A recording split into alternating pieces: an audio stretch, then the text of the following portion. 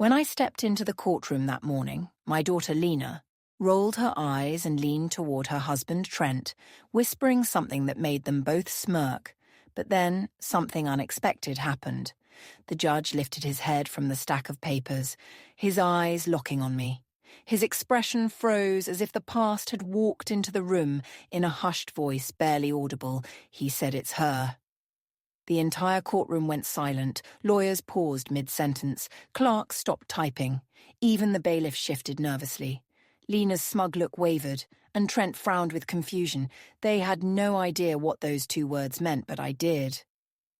I had lived long enough to recognize, when fate was about to turn, they thought I was just an old woman, clinging to a house they believed they had, stripped me of every ounce of dignity. What they never realized was that I carried a story, much older, much stronger than their greed. Every morning in Riverton began the same way for me. I rose at 6, poured water into my old kettle, and reached for the chipped mug that had survived more than 20 years of breakfasts. The smell of fresh coffee filled the kitchen, while I checked on the African violets lined up on the windowsill. My late husband Harold loved those flowers, and tending to them kept him close to me. Even after he was gone, my life was not extraordinary. It was a rhythm of small habits, each one stitched with memory and meaning. I had never traveled far or lived in luxury, but I had poured every ounce of myself into raising my daughter Lena. I worked late nights cleaning offices, sold baked pies at church events, and mended dresses for neighbors, all to make sure she had opportunities I never knew. To most people, I was just a quiet grandmother, but in my heart I carried decades of sacrifice. That Thursday evening was meant to be special.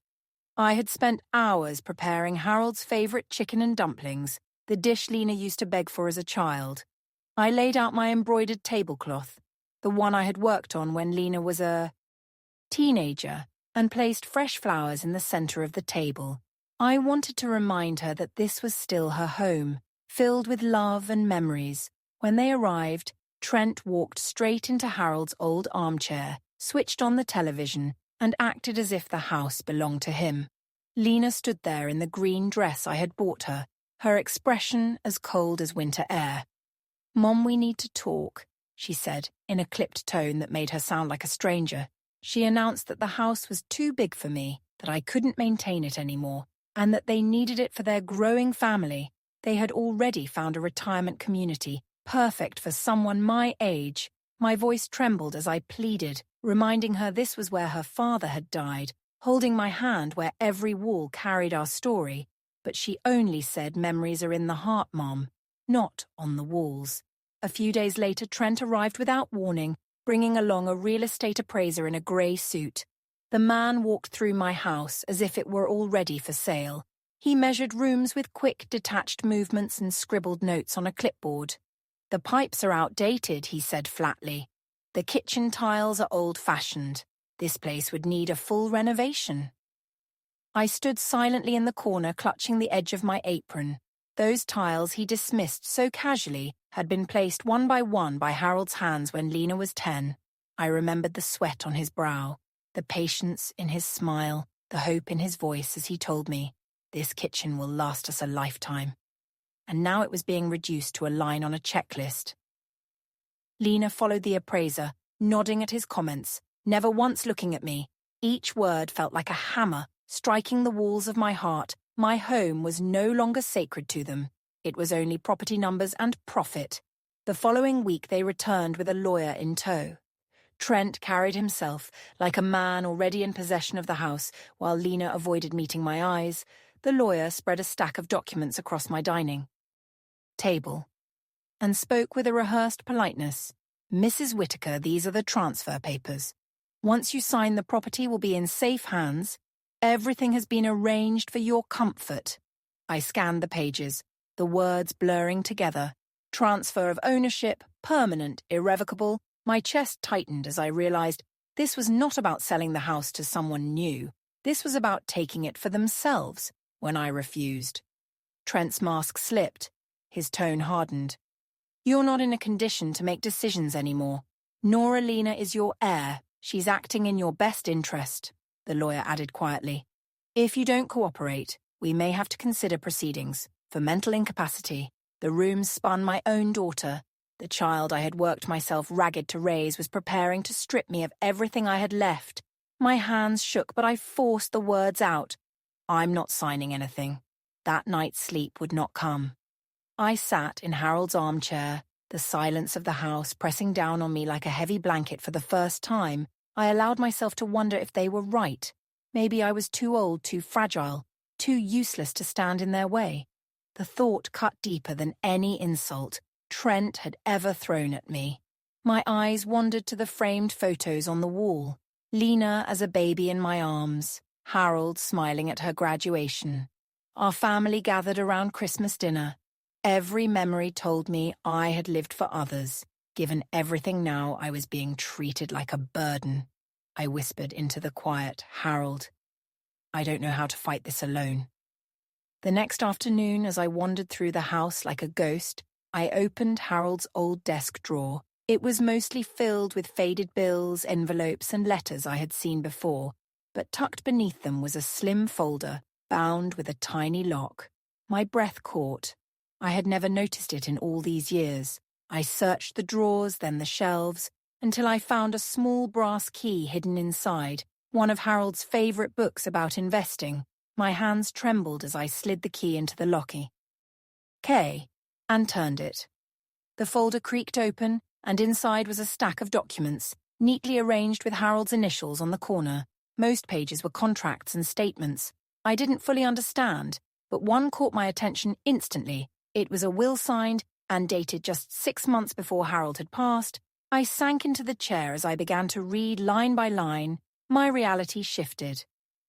Harold had been far more careful, far more deliberate than I had ever realized, and what Lena and Trent thought they could take from me was only a shadow of what Harold had left behind. Harold had never spoken much about money. I thought we lived on his modest salary and the little I earned from odd jobs, but as I flipped through the folder, the truth unfolded before me. For decades, he had quietly invested every extra dollar, buying small properties when prices were low, putting money into company stocks, even purchasing a piece of land outside Riverton that was now worth a fortune. The numbers on the statements made my head spin.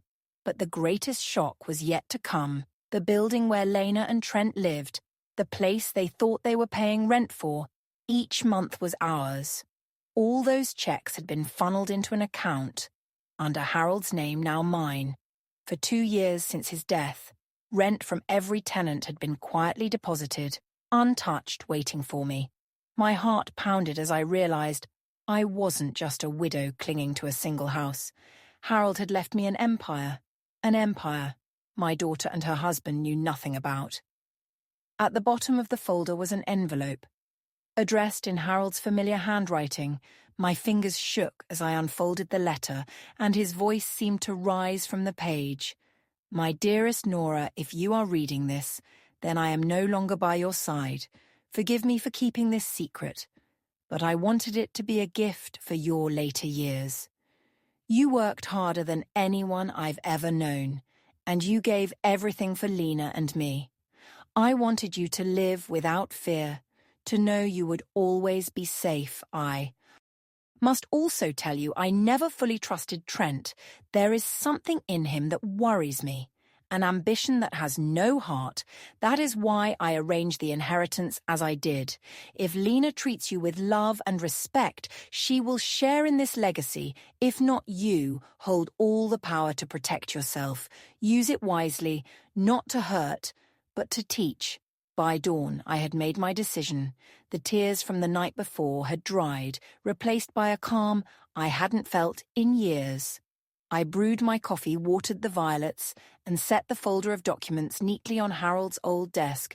For the first time in a long while, I felt steady, almost unshakable. When Lena and Trent arrived that morning with boxes and movers, expecting me to be packed and ready, they found me sitting in my armchair, sipping tea as if nothing in the world could bother me.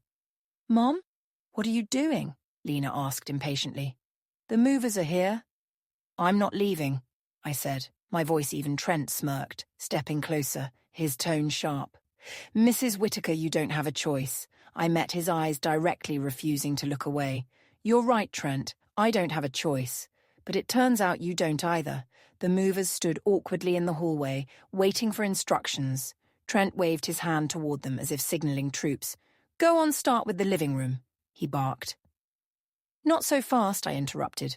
Rising slowly from my chair, I walked to Harold's desk and picked up one of the deeds.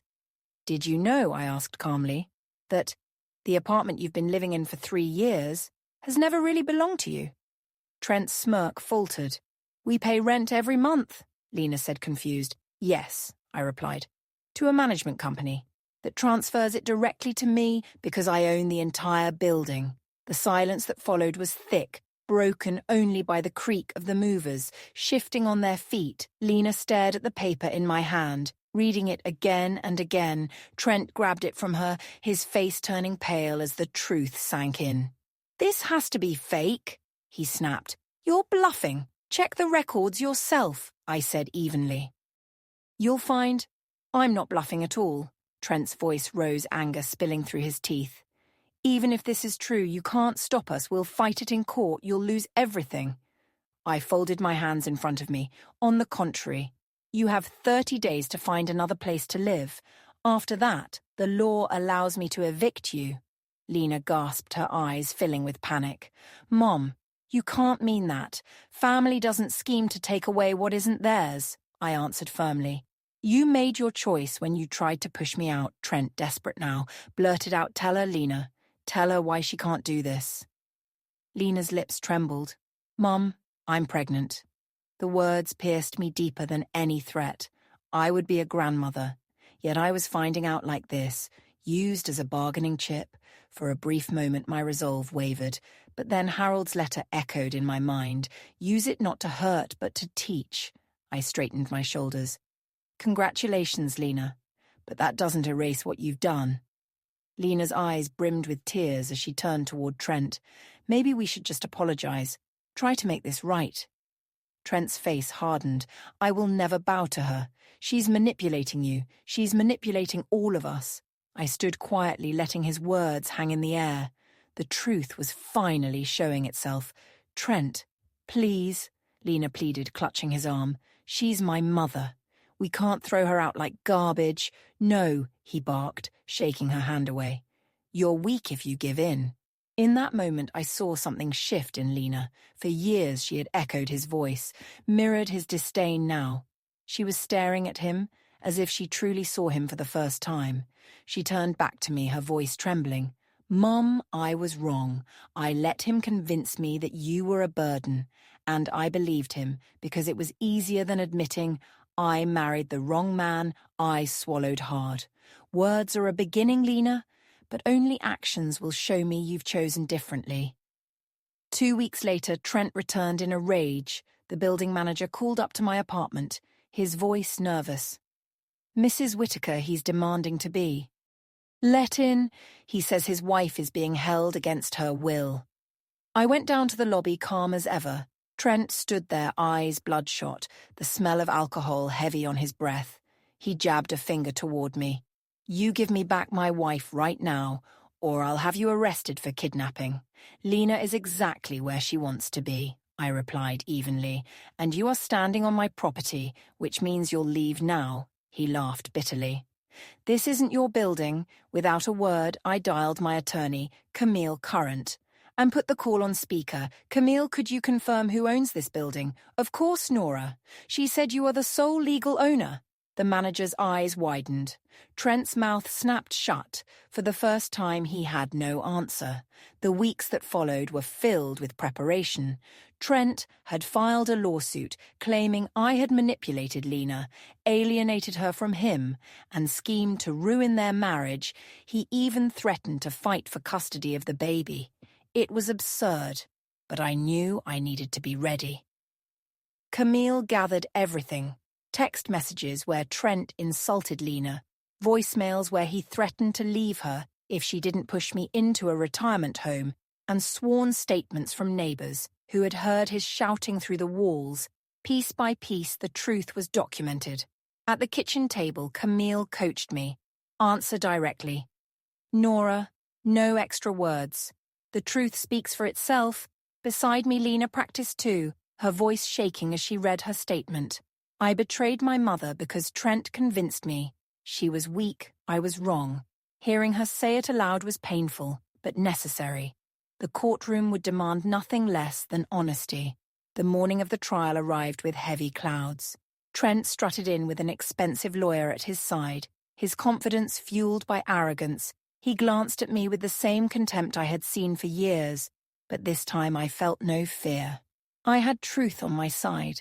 His attorney painted me as a bitter old woman who couldn't let go, a manipulative mother who used money to destroy her daughters.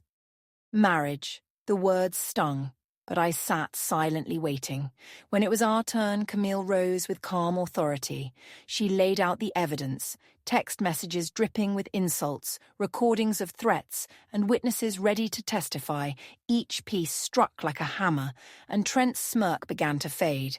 Then came the moment no one expected. The judge removed his glasses and looked at me closely.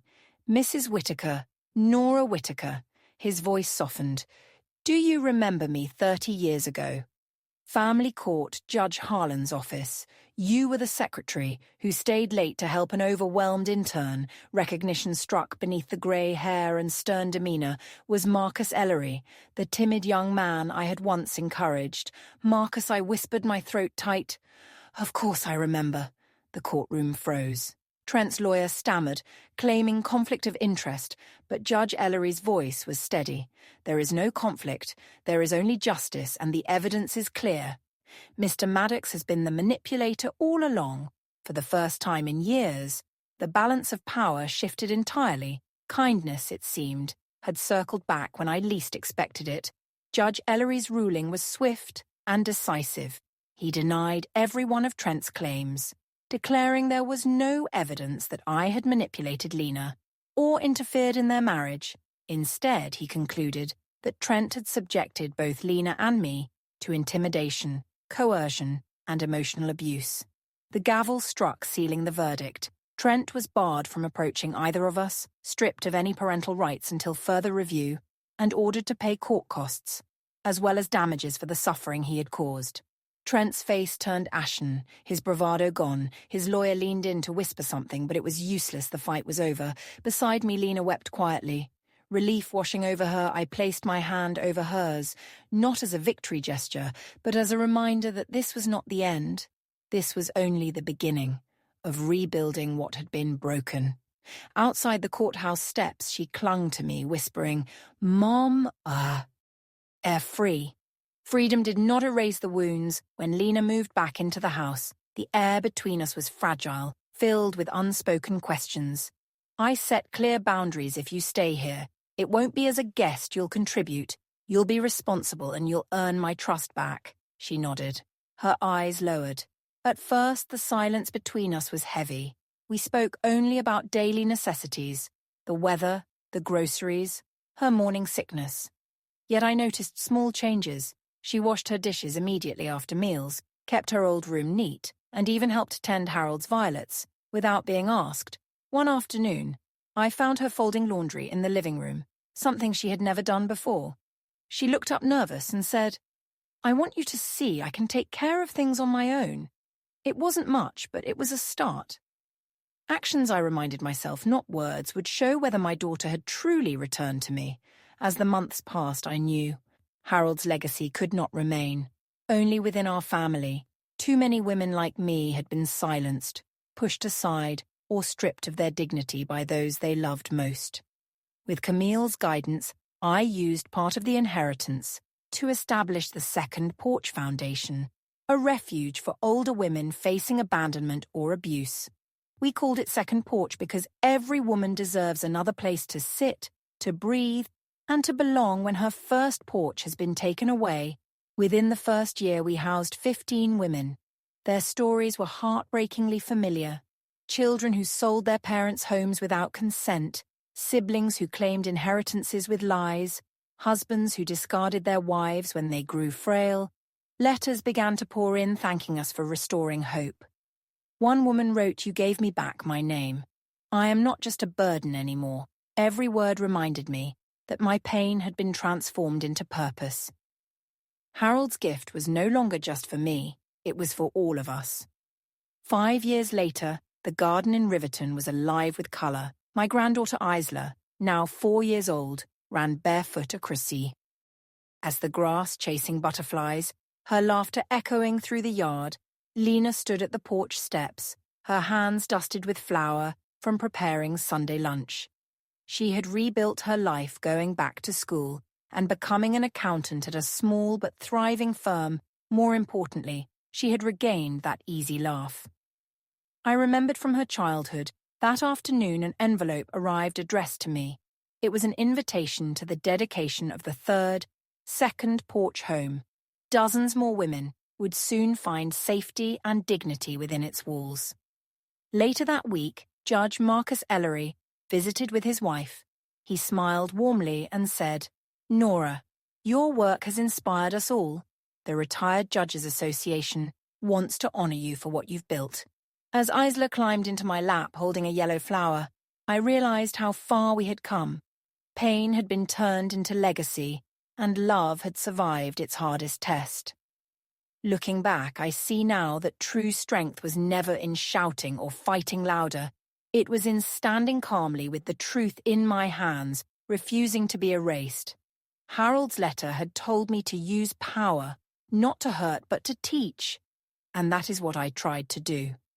Lena learned that respect cannot be forced, and I learned that dignity is something we must protect for ourselves. If my story reminds you of your own, know this: you are not powerless, even in the darkest moments. There is always a way to reclaim your voice, your place, and your worth. Sometimes life circles back with unexpected kindness, the way Judge Ellery remembered me after decades. Sometimes the victory is simply refusing to be pushed aside. There is a quiet kind of power that only age and heartbreak can forge, the kind that does not shout but stands unshaken. Nora's story reminds us, dignity is not granted by others. It's protected by those who refuse to forget their worth. Justice may move slowly, but when it arrives, it bows to those who never stopped standing tall. Thank you for watching this video. Share your thoughts in the comments. I truly value every story and every voice. Don't forget to subscribe to Tears and Strength and share this video with your friends.